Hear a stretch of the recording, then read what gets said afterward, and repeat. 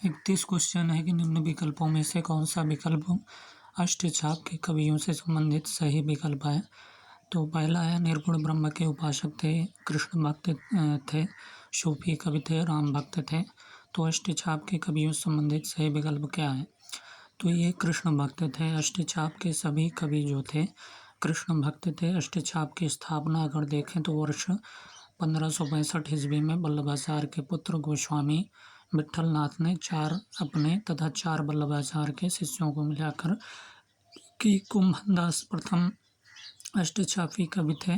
कुंभनदास ने लिखा है कि संतन को कहा सीकरी सो काम, संतन को कहा सीकरी सो काम, आवत जात पनैया टूटी, बिसर गयो हरि नाम। 32वां क्वेश्चन है कि निम्न में से कौन सा कथन रहीम जी के बारे में सत्य है। वह योद्धा और राजनीतिज्ञ भी थे, वह अनपढ़ थे, वह कला मर्मज्ञ थे, वह विद्या व्यसनी थे। तो रहीम जी के बारे में कौन सा कथन इसमें से असत्य है। इसमें से असत्य कथन जो है वह अनपढ़ थे, यह सही नहीं है। बल्कि वह योद्धा और राजनीतिज्ञ भी थे, वह कला मर्मज्ञ थे, वह विद्या व्यसनी भी थे। रहीमदास अनपढ़ थे, यह कथन असत्य है। रहीमदास का मूल नाम जो है अब्दुल रहीम खान खाना था। रहीमदास विद्वान व्यक्ति थे, वह अनपढ़ नहीं थे। उनका बरवे नायिका भेद अवधी भाषा में लिखा नायिका भेद का ग्रंथ है। दोहावली हो गया उनका, नगर शोभा हो गया, श्रृंगार सोरठा तथा मदनाष्टक इनकी अन्य महत्वपूर्ण रचनाएं हैं। कौन कौन सी। बरवे नायिका भेद अवधी भाषा में लिखा नायिका भेद का ग्रंथ और दोहावली, नगर शोभा, श्रृंगार सोरठा तथा मदनाष्टक इनकी अन्य महत्वपूर्ण क्या है रचनाएं हैं। 33 क्वेश्चन है कि निम्न में से कौन सी रचना घनानंद की नहीं है। प्रीति प्रवास नहीं है, वियोग बेली नहीं है, सुजान हित प्रबंध, श्रृंगार विलास। तो इनमें से कौन सी रचना घनानंद की नहीं है। तो श्रृंगार विलास जो है ये रचना घनानंद की नहीं है, बल्कि रीतिबद्ध धारा के कवि सोमनाथ की है। श्रृंगार विलास किसकी है, ये घनानंद की नहीं है, बल्कि रीतिबद्ध धारा के कवि कौन है, सोमनाथ की है।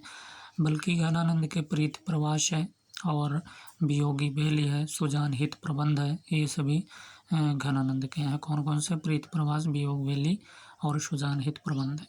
इनकी अन्य रचनाएं निम्न है। रस पीयूष है, रस पीयूष निधि, कृष्ण लीलावती, सुजान विलास, माधव विनोद, घनानंद रीति मुक्त धारा के प्रमुख कवि हैं। आचार्य रामचंद्र शुक्ल ने घनानंद के विषय में लिखा है कि इनकी सी विशुद्ध, सरस और शक्तिशालिनी ब्रजभाषा लिखने में और कोई समर्थ नहीं हुआ। विशुद्धता के साथ प्रौढ़ता और माधुर्य भी अपूर्व है। सुजान सार, इश्क लता, विरह लीला, वियोग बेली, यमुना यस तथा रस केली वल्ली इनकी जो है प्रमुख रचनाएं हैं। अगला क्वेश्चन है मीराबाई के पदों में किस भाषा का प्रयोग हुआ है। अवधी भाषा, भोजपुरी भाषा, राजस्थानी मिश्रित ब्रज या खड़ी बोली। तो मीराबाई के पदों में जो है राजस्थानी मिश्रित ब्रज भाषा जो है प्रयोग हुआ है। मीराबाई का अगर जन्म देखें तो 1516 ईस्वी में हुआ था। इन्होंने श्री कृष्ण की उपासना जो है प्रीतम या पति के रूप में की। मीराबाई की भाषा अगर देखें तो राजस्थानी मिश्रित ब्रज भाषा है। मीराबाई की प्रमुख रचनाएं हैं गीत गोविंद का टीका, नरसिंह जी का मायरा है और राग सोरठा, राग गोविंद, रुक्मणी मंगल आदि मीराबाई की भक्ति जो है माधुर्य भाव की थी। 35वां क्वेश्चन की बात करेंगे कि भरत मुनि ने रसों की संख्या कितनी मानी है। 5 माना है, 8 माना है, 10, 12। तो भरत मुनि ने रसों की संख्या कितनी मानी है। तो भरत मुनि ने 8 रसों की संख्या मानी है। भरत मुनि ने रसों की संख्या कितनी 8 मानी है। भरत मुनि ने नाट्यशास्त्र नामक ग्रंथ की रचना की। भरत मुनि को संस्कृत काव्य शास्त्र का प्रथम आचार्य माना जाता है। इनका समय द्वितीय शती है। शांत रस के प्रतिष्ठापक उद्भट, वात्सल्य रस के विश्वनाथ, भक्ति रस के रूप गोस्वामी तथा प्रयाण रस के प्रतिष्ठापक रुद्रट है। ठीक है, तो शांत रस के प्रतिष्ठापक कौन है, उद्भट है और वात्सल्य रस के विश्वनाथ हैं। भक्ति रस के रूप गोस्वामी तथा प्रयाण रस के प्रतिष्ठापक कौन है, रुद्रट है। ठीक है, अगला क्वेश्चन है कि हिंदी भाषा की आदि जननी गुजराती है, संस्कृत, कन्नड़, मराठी। तो ये संस्कृत है। हिंदी भाषा की आदि जननी कौन है? संस्कृत। संस्कृत पाली प्राकृत भाषा से होती हुई अपभ्रंश तक पहुँचती है, फिर अपभ्रंश अवहट से गुजरती हुई प्राचीन प्रारंभिक हिंदी का रूप लेती है। हिंदी भाषा के इतिहास का आरंभ जो है अपभ्रंश से माना जाता है। 37वां क्वेश्चन है कि सूर्यकांत त्रिपाठी निराला जी के काव्य के बारे में निम्न में से कौन सा विधान जो है गलत है? तो स्वर लय की प्रधानता है इसमें, भाषा ओजपूर्ण है, शतुक्कड़ी हिंदी का प्रयोग है, भाषा संस्कृत निष्ठ खड़ी बोली है। तो सूर्यकांत त्रिपाठी निराला का जी के काव्य के बारे में कौन सा विधान गलत है? तो 37 नंबर के सी है, शतुक्कड़ी हिंदी का प्रयोग है इसमें, ये गलत है। बल्कि स्वर लय की प्रधानता है, भाषा क्या है? ओजपूर्ण है, भाषा संस्कृत निष्ठ खड़ी बोली है। सूर्यकांत त्रिपाठी निराला छायावाद के क्या है? महत्वपूर्ण कवि हैं। इनकी भाषा जो है संस्कृत निष्ठ खड़ी बोली है। शतुक्कड़ी भाषा का प्रयोग इनके विषय में सर्वथा जो है संगत विकल्प है। शेष तीनों विधान संगत है। आचार्य रामचंद्र शुक्ल के अनुसार बहुवस्तु स्पर्शनीय प्रतिभा निराला जी में है। निराला अकुंठ एवं वयस्क श्रृंगार दृष्टि तथा तृप्ति के कवि हैं। निराला क्या है? अकुंठ एवं वयस्क श्रृंगार दृष्टि तथा तृप्ति के कवि हैं। निराला की प्रथम कविता अगर देखें तो जूही की कली 1916 ईस्वी है। 38वां क्वेश्चन है कि गोस्वामी तुलसीदास जी ने रामचरितमानस की रचना किस उद्देश्य से की थी? मोक्ष प्राप्ति के लिए, लोक रंजन के लिए, राम कथा का स्मरण कराने के लिए, या स्वांतः सुखाय के लिए? तो रामचरितमानस की रचना गोस्वामी तुलसीदास ने जो है किस उद्देश्य के लिए की थी? तो स्वांतः सुखाय के लिए। रामचरितमानस संवत 1631 के संदर्भ में गोस्वामी तुलसीदास ने कहा है कि स्वांतः सुखाय तुलसी रघुनाथ गाथा। अतः विकल्प डी अर्थात गोस्वामी जी ने रामचरितमानस की रचना स्वांतः सुखाय के लिए किया। संगत उत्तर है। मानस में 7 कांड या सोपान है। पहला नंबर बाल कांड, दूसरा अयोध्या कांड, तीसरा अरण्य कांड, चौथा किष्किंधा, पांचवा सुंदर कांड, छठवां लंका कांड और सातवां उत्तर कांड है। निम्नलिखित में से कौन वीर रस का कवि नहीं है? शिवमंगल सिंह सुमन नहीं है, रामधारी सिंह दिनकर, भूषण, पद्माकर। तो पद्माकर जो है वीर रस के कवि नहीं है, बल्कि शिवमंगल सिंह सुमन, रामधारी सिंह दिनकर और भूषण, ये तीनों कवि जो है वीर रस के कवि हैं। पद्माकर जो है वीर रस के कवि नहीं है, ये रीतकाल के रीतिबद्ध धारा के श्रृंगारी कवि हैं। पद्माकर भट्ट ने होली, फाग और त्योहारों का वर्णन पूरी तल्लीनता के साथ किया है। इनकी प्रसिद्ध पंक्ति अगर देखें पद्माकर की, तो फागु की भीर अभीरन में, फागु की भीर अभीरन में गहे गोविंद लय गए भीतर होरी। तो ये क्या है? पद्माकर की जो है पंक्ति है। 40वां क्वेश्चन है कि विद्यापति ने अपना कौन सा ग्रंथ मैथिली भाषा में लिखा है? पदावली, गंगा, वाक्यावली, कीर्तिलता, मणिमंजरी। तो विद्यापति ने अपना कौन सा ग्रंथ ऐसा है जो मैथिली भाषा में लिखा है? तो पदावली जो है ये मैथिली भाषा में विद्यापति ने लिखा है। विद्यापति का जन्म की बात करें 1350 ईस्वी में हुआ था और ये शैव संप्रदाय के कवि थे। तिरहुत के राजा जो है शिव सिंह और कीर्ति सिंह के दरबारी कवि थे। कहाँ के राजा? तिरहुत के राजा शिव सिंह और कीर्ति सिंह के कौन थे? दरबारी कवि थे और जन्म 1350 ईस्वी में हुआ था और ये शैव संप्रदाय के कवि थे।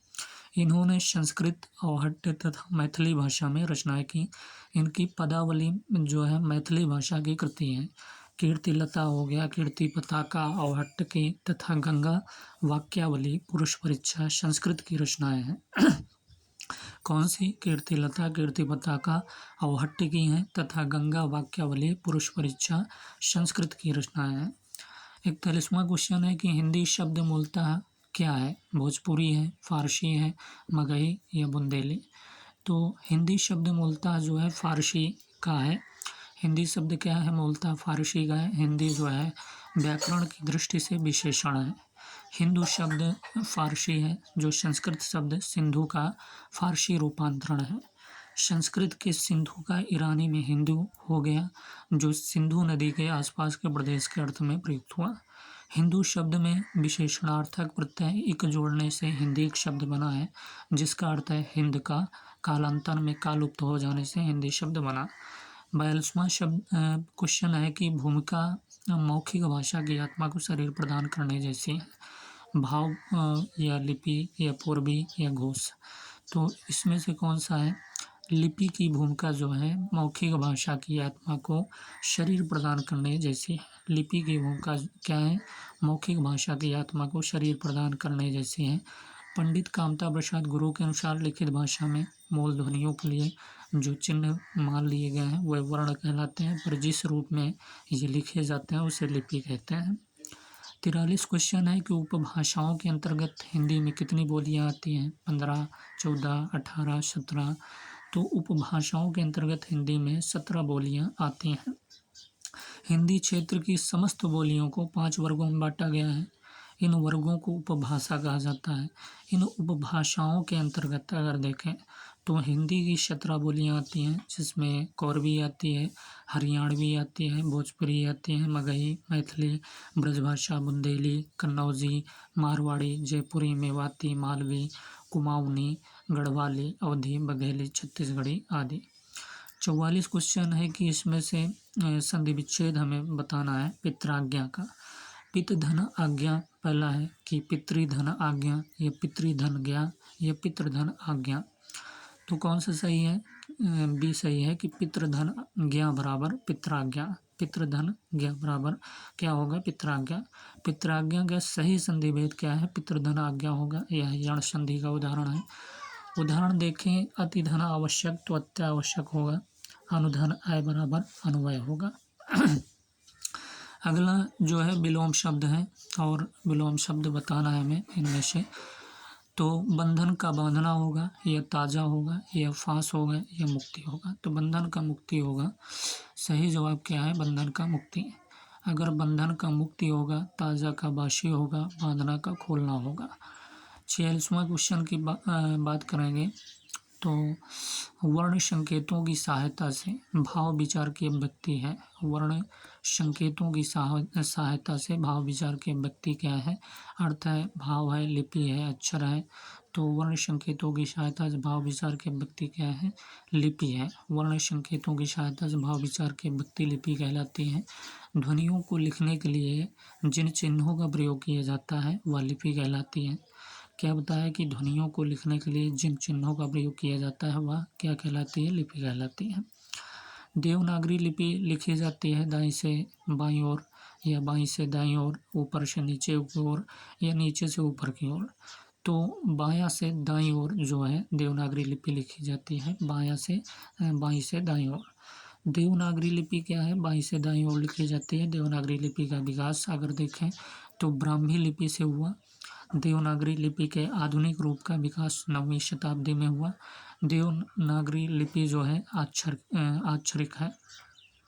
48वां क्वेश्चन है कि मेरठ के पंडित जो गौरी दत्त की नागरी प्रचार के लिए की गई सेवाओं में से एक पत्रिका कौन सी नहीं है? मेरठ के पंडित जो है गौरी दत्त की नागरी प्रसार के लिए की गई सेवाओं में से एक पत्रिका नहीं है। तो देवनागर नहीं है, गीतावली, देवनागरी प्रचारक, या गीतिका। तो गीतिका इसमें से जो है इनकी जो है पत्रिका नहीं है, बल्कि देवनागर, गीतावली और देवनागरी प्रचारक ये सभी हैं। गीतिका पत्रिका जो है पंडित गौरी दत्त की नहीं है। पंडित गौरी दत्त देवनागरी के प्रथम प्रचारक थे। इन्होंने देवनागरी प्रचारक नामक पत्र काशी नागरी प्रचारणी सभा 1893 ईस्वी की स्थापना के पूर्व सन 1892 में प्रकाशित किया। भोजपुरी का 49वां क्वेश्चन है कि भोजपुरी का मुख्य केंद्र क्या है? मुरादाबाद, दिल्ली, बिजनौर, भोजपुर। तो भोजपुरी का मुख्य केंद्र जो है भोजपुर है। भोजपुरी का मुख्य केंद्र क्या है? भोजपुर है। यह बिहार का एक छोटा इलाका है जिसके आधार पर इसका नामकरण हुआ। बिहारी हिंदी के अंतर्गत 3 बोलियां आती हैं, भोजपुरी, मगही और मैथिली। तो भोजपुरी का मुख्य केंद्र क्या है? भोजपुर है। 50वां क्वेश्चन है कि भारत की ज़्यादातर लिपियां किस लिपि से निकली हैं? भोजपुरी से, मैथिली से, ब्राह्मी से, मगही से। तो भारत की ज़्यादातर लिपियां किस लिपि से निकली हैं? तो ये ब्राह्मी लिपि से निकली है भारत की ज़्यादातर लिपियां जो है। भारत की ज़्यादातर लिपियों का विकास किससे हुआ? ब्राह्मी लिपि से हुआ। प्राचीन भारत में दाएं से बाएं लिखी जाने वाली खरोष्ठी लिपि तथा बाएं से दाएं लिखी जाने वाली ब्राह्मी लिपि का प्रचलन था। जिसमें से खरोष्ठी लिपि का क्षेत्र जो है अत्यंत सीमित पंजाब कश्मीर था। तो भारत की ज़्यादातर लिपियाँ किस लिपि से निकली हैं? तो ब्राह्मी लिपि से। अगले क्वेश्चन की बात करेंगे। 51वां क्वेश्चन है कि किस लिपि में प्रत्येक ध्वनि के लिए एक चिन्ह निर्धारित है? रोमन लिपि में, देवनागरी में, फारसी में, गुरुमुखी में। तो ऐसा कौन सा लिपि है जो प्रत्येक ध्वनि के लिए एक चिन्ह निर्धारित है? तो इसका सही जवाब है देवनागरी। देवनागरी लिपि की मुख्य विशेषता है कि यह एक वैज्ञानिक लिपि है। इसमें प्रत्येक ध्वनि के लिए एक चिन्ह निर्धारित है। नागरी लिपि जो है वर्णात्मक है। इसके वर्णों का लेखन तथा उच्चारण समान है। तो प्रश्न यही था कि किस लिपि में प्रत्येक ध्वनि के लिए एक चिन्ह निर्धारित है? ये देवनागरी लिपि में। अगला संधि विच्छेद है। मनाह धन बल बराबर क्या होगा? मनोबल, मनाह हबल होगा, ये मबल, ये मनबल। तो मनोबल होगा, ये सही जवाब है। मनाह धन बल का सही संधि वाला विकल्प मनोबल होगा, या विसर्ग संधि का उदाहरण। संधि की बात करें तो दो वर्णों के मेल से होने वाले विकार को संधि कहते हैं। संधि 3 प्रकार की होती है। पहला नंबर स्वर संधि, दूसरा व्यंजन संधि, तीसरा विसर्ग संधि। विसर्ग संधि विसर्ग के साथ स्वर या व्यंजन के मेल से जो विकार उत्पन्न होता है वह विसर्ग संधि कहलाती है। जैसे निधन चय बराबर निश्चय, निधन कपट बराबर निष्कपट। देवनागरी लिपि की विशेषता क्या है? वर्णमाला ध्वनि वैज्ञानिक पद्धति के बिल्कुल अनुरूप है। वर्णों के संयुक्तीकरण, दुरूप वर्ण, समरूप वर्ण। तो इसमें देवनागरी लिपि की विशेषता क्या है? तो देवनागरी लिपि की विशेषता है कि वर्णमाला ध्वनि जो है वैज्ञानिक पद्धति के बिल्कुल अनुरूप है। देवनागरी लिपि की विशेषता क्या है? तो वर्णमाला ध्वनि वैज्ञानिक पद्धति के बिल्कुल अनुरूप है। ये देवनागरी लिपि की विशेषता है। देवनागरी लिपि की विशेषता यह है कि इसके वर्णमाला ध्वनि वैज्ञानिक पद्धति के बिल्कुल अनुरूप है। देवनागरी लिपि में स्वर और व्यंजनों को क्रमबद्ध रूप में लिखा गया है। पहले स्वर आते हैं, उसके पश्चात जो है व्यंजन आते हैं। अंत में संयुक्त व्यंजन जैसे छ, त्र, ज्ञ, स्र आते हैं। 54 क्वेश्चन है कि इसमें से पर्यायवाची शब्द बताना है कि बाण का पर्यायवाची क्या होगा? अज होगा, सहायक होगा। कौन सा पर्यायवाची शब्द नहीं है इसमें से बाण का? तो अज नहीं है, सहायक, सिलीमुख, सर। तो इसमें से अज जो है ये नहीं। अज का अर्थ क्या होता है? अजन्मा होता है।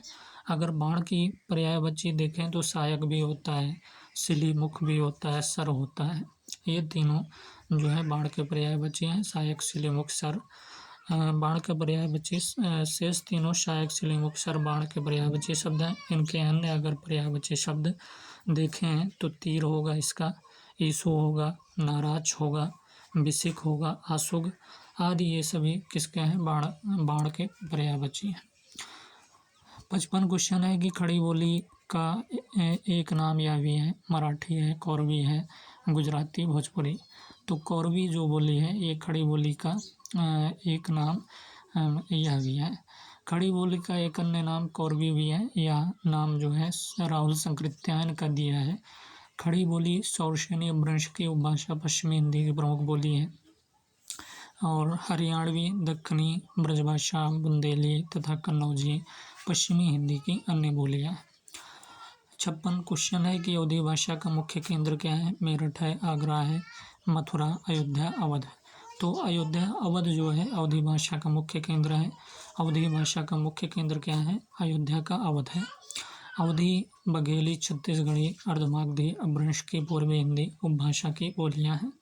57 क्वेश्चन है कि देवनागरी लिपि को भी कहा जाता है चरणनागरी, ब्राजील लिपि या लोकनागरी लिपि, रोमन लिपि। तो क्या कहा जाता है? तो लोकनागरी लिपि भी कहा जाता है देवनागरी लिपि को। देवनागरी लिपि को लोकनागरी लिपि भी कहा जाता है। ब्राह्मी की उत्तरी शैली से 4-5वीं सदी में गुप्त लिपि तथा 6वीं सदी में कुटिल लिपि विकसित हुई।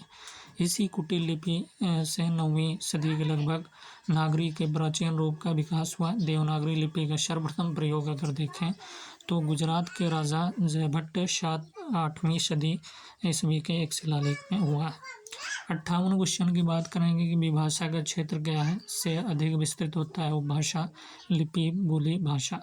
तो विभाषा का क्षेत्र से अधिक विस्तृत होता है तो यह बोली है। विभाषा का क्षेत्र भाषा से कम व्यापक एवं बोली से अधिक विस्तृत होता है। एक प्रदेश में अथवा प्रदेश के भाग में सामान्य बोलचाल, साहित्य आदि के लिए प्रयुक्त होने वाली भाषा को क्या कहते हैं? विभाषा कहते हैं। तो प्रश्न ये था कि विभाषा के क्षेत्र से अधिक विस्तृत होता है बोली। विभाषा का क्षेत्र भाषा से कम व्यापक एवं बोली से अधिक विस्तृत होता है। एक प्रदेश में अथवा प्रदेश के भाग में सामान्य बोलचाल, साहित्य आदि के लिए प्रयुक्त होने वाली भाषा को क्या कहते हैं? विभाषा कहते हैं। हिंदी की समस्त बोलियों को कितने वर्गों में बांटा गया? 3 वर्गों में, 5 वर्गों में, 6 वर्गों में, 4 वर्गों में। तो इसका सही जवाब है 5 वर्गों में। हिंदी की समस्त बोलियों को 5 वर्गों में बांटा गया, जो इस प्रकार है। पहला नंबर पश्चिमी हिंदी, दूसरा राजस्थानी हिंदी, तीसरा पहाड़ी हिंदी, चौथा पूर्वी हिंदी और पांचवा बिहारी हिंदी। शॉर्ट क्वेश्चन है कि ब्राह्मी लिपि का प्रयोग किसने शुरू किया? देव ने, नागरी ने, वैदिक आर्यों ने, शारदा ने। तो किसने ब्राह्मी लिपि का प्रयोग शुरू किया? तो इसका सही जवाब है वैदिक आर्यों ने। ब्राह्मी लिपि की उत्पत्ति के संदर्भ में विद्वानों में मतभेद है। जगत मोहन वर्मा वैदिक चित्रलिपि से ब्राह्मी को व्युत्पन्न मानते हैं तथा दिए गए विकल्पों में विकल्प सी वैदिक आर्यों से संगत उत्तर है। तो ब्राह्मी लिपि का प्रयोग किसने शुरू किया? तो वैदिक आर्यों ने।